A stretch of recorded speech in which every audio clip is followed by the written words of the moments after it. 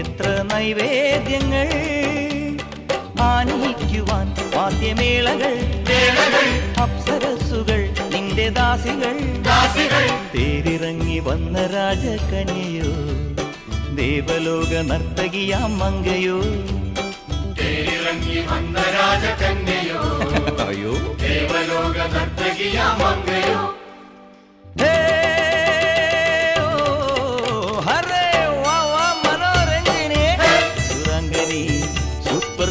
സുന്ദരി നളചരിത കഥയിന്റെ മയന്തിയോ കണ്വാശ്രമത്തിൻ കാവ്യശകുന്തളയോ ഒമർ ഖയാമിൻ കവിത തുളുമ്പുന്ന മധുപാത്രമോ